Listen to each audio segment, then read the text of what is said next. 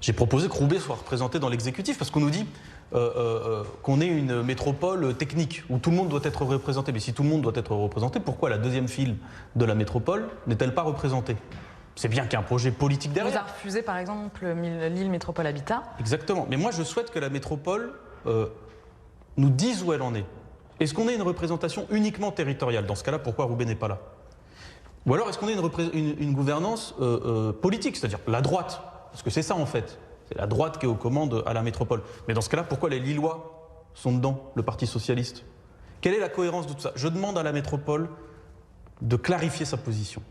Et de clarifier sa position par rapport à Roubaix. En tout cas, dans l'attente, ce qui est sûr, c'est que moi j'ai été élu pour lutter contre l'invisibilisation de la ville. Mais c'est quoi votre marge de manœuvre alors aujourd'hui? Vous dépendez forcément de la présidence?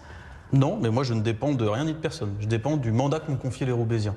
Et le mandat que m'ont confié les Roubaisiens, c'est ne vous laissez plus faire. Alors qu'est-ce que ça change pour eux, pour vos habitants, justement, que vous ne soyez pas représentés au-delà dans la MEL? Pourquoi c'est dérangeant? Vous avez moins de levier de décision quand vous n'êtes pas dans l'exécutif, c'est une réalité.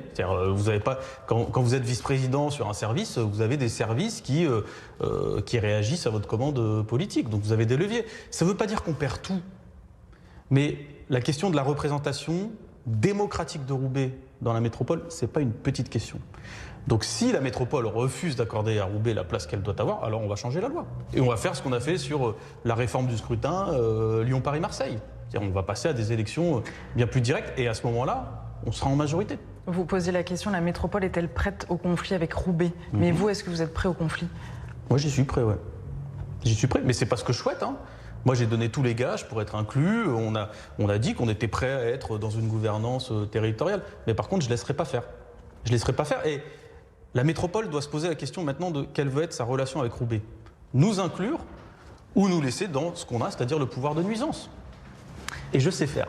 Mais je ne veux pas passer ma vie... Vous êtes prêt à l'apaisement quand même? Mais j'ai proposé des solutions. Mais par contre, il y a un moment, si on est autant exclu...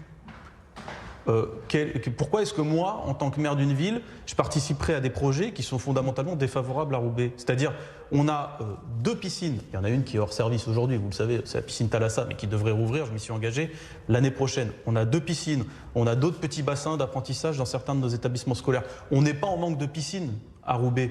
Pourquoi est-ce que j'irais mettre 10 millions d'euros en investissement, 500 000 euros à l'année pour une piscine qui sera à Tourcoing pour faire des bassins olympiques ou des bassins de plongée? Pour le service public. Voilà, donc pourquoi je le ferais si nous ne sommes pas inclus?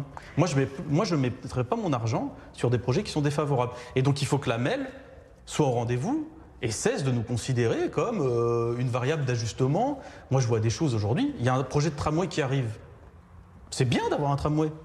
Mais par contre, si ça éventre la place Carnot en deux et qu'il n'y a pas d'aménagements qui sont prévus, si ça détruit tous nos commerces à la fosse aux chênes, si ça réduit des places de stationnement, si ça coupe beaucoup d'arbres, bah, il y a un moment, effectivement, je vais monter au créneau parce que je dois défendre ma ville. C'est le mandat qu'on m'a confié et ça, les petits arrangements de couloir, c'est pas mon truc. Donc, soit vous nous incluez et vous nous respectez en tant que Roubaix, soit vous êtes au conflit. Mais dans ce cas-là, la question que je pose aux autres villes, c'est êtes-vous prêts au conflit avec Roubaix?